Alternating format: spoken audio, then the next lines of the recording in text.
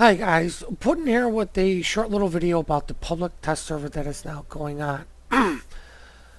I still strongly recommend whenever the public test server is out to actually go play it a little bit, because you might be able to get a ship, try it out before you get it on the main account, whether or not you like it or not, if you want to even bother to continue up that part of the tech tree. Now,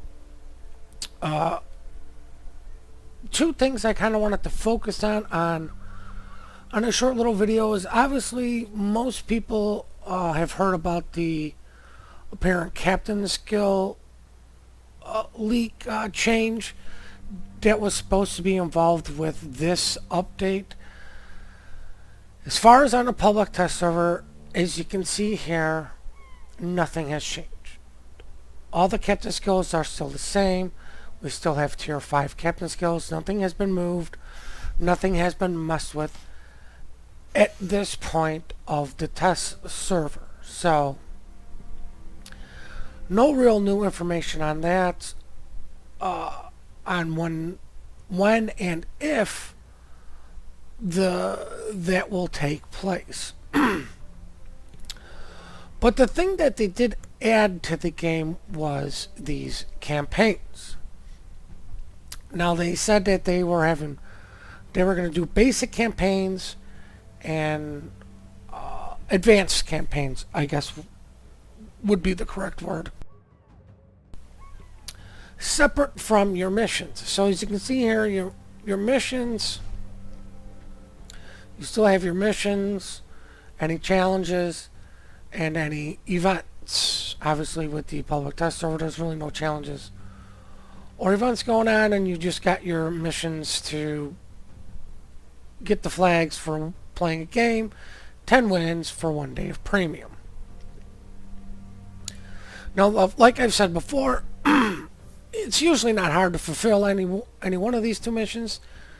If you're new to the public test server, you do have to associate your public test server with your main account by using the same email address, but you will have to make a separate account for the public test server. Now, in order to get those rewards, they usually send you an email. So you get your 10 wins and you don't want to use your premium, your 1 day of premium on a weekday, you can wait until the weekend, go to your emails, and then collect your reward, and boom, you'll have your premium for the weekend, which, or whatever day you can get the most use out of your premium. As you can see, the crates are still in here, and this is the new thing, campaigns.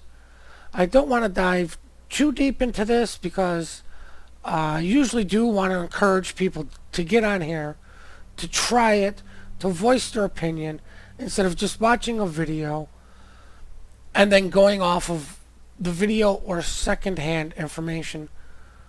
It's so easy to join this and to try it. So that's why I don't like to dive too deep in some of these. But as you can see, we have Science of Victory and Honorable Service. Now, these are your basic missions for what I believe they said in their description. It's for the newer players. Any veterans is probably going to burn through these relatively fast, and these are more for your veteran players, to where your new players will have a little bit of a hard time, just in part because of the requirements for honorable service, but we'll get that later. And as you can see, there's a progress bar. You can select 3 tasks, I believe, if you have a premium, 2 if you do not. So, for example, science and you have to work your way up. As you can see, all these are locked. And you can see here it says pins earned a 0 out of 2. You can't unlock mission 2 till you get the 2 pins that you unlock from mission 1. Now, I'm not 100% sure if you can get these rewards multiple times. I do believe you only get the rewards upon completion of it the first time, but you can't continue to get the pins. And as you can see, I'm just using task number 1 here as a little example. It's 1 pin, cause 20,000 of HE damage to enemy ships with the main batteries. Now the interesting thing is it says completion criteria is battleships, cruisers, and destroyers, which means that some of these missions will be excluding aircraft carriers, and some of them will be.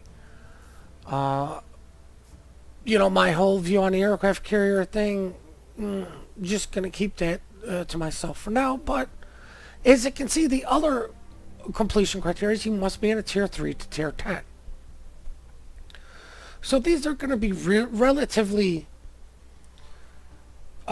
easier to complete if you are a veteran, because you know what to do. And 20,000 damage in a tier 10 is, well, with the health pull out there, relatively easy, but it might be a little bit more difficult for tier 3, but it's still very easy and very manageable.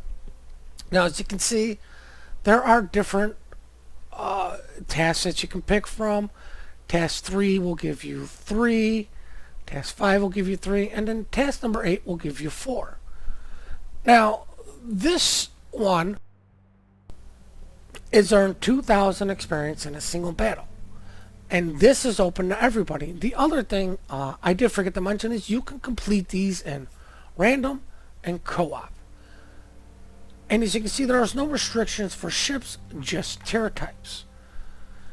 And if you just go through these, you can see most of them are open to every ship, and there are, the few exceptions. When anything requires your main guns, it seems to be closed off to aircraft carriers.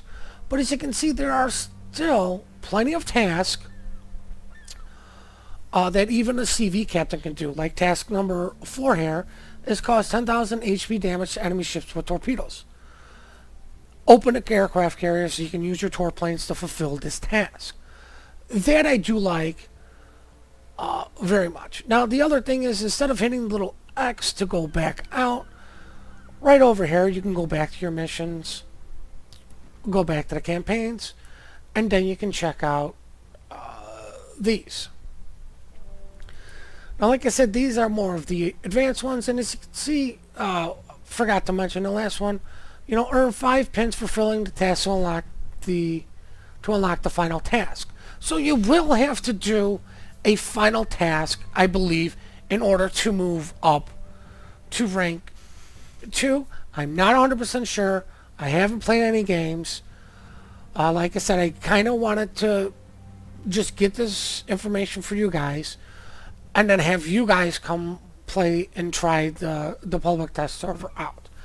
I will get some games in and find out what this final task is, and if the final task requires you something to unlock tier 2, I will obviously pass along this information when I do find out. But as you can see, it's the same thing here. There's multiple pin levels for doing different things. The one thing I like here is, what does it cost? 200,000 damage to Japanese ships. And it doesn't limit you on who you have to be in. You could be anybody as long as you do 200,000 damage to Japanese ships, and you will get a pin. But if you notice the criteria, excuse me, sorry guys, is for ships tier 8 and tier 8 through 10. So these are supposed to be for the more advanced players, and you can see the rewards are just a little bit substantial, bigger camo flags, camo flags, and consumables. But as you can see, here, earn 3 Dreadnought achievements. Obviously, this is restricted to battleships according to the others, which you still can get a dreadnought and a cruiser, so I would have liked to seen that possibly thrown in there, and I've actually seen a destroyer get it, so don't understand why that's not in there, but I understand where they were going for those. This is an interesting one. Spot 2 enemy destroyers as a battleship. Oof, not something you want to be doing, but hey, it's worth 3 pens. But with that information, guys, that is either going to be the end of the video here. If there is, if I do find something else new about these final tasks, like I was saying, I will be back. But you know, the other thing is, you know, if it's nothing really important, you know, just like, oh, you complete the final task and it's task 2 is unlocked, there's really no need to come back to this. Let's see. Like I said, you do get to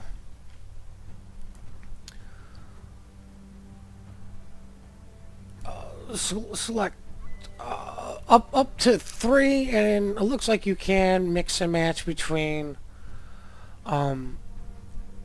the 2 different 2 different campaigns. Let's see, where is it? We'll just take this one because I love to play my battleships. So yeah, you can sit there and mix and match between the 2 campaigns. Just want to take another relatively one, just so I can burn through this one a little bit faster.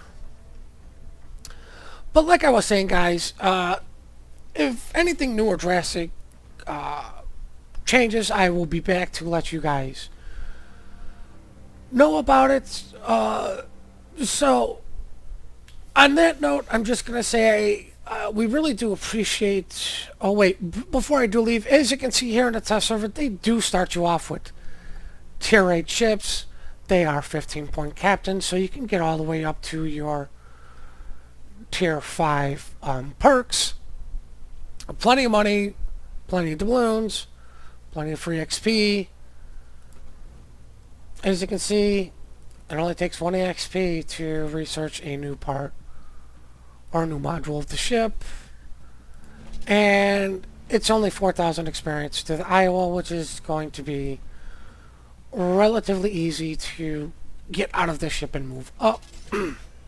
And on that note, guys, just want to say thank you again for all the support. We really do appreciate it.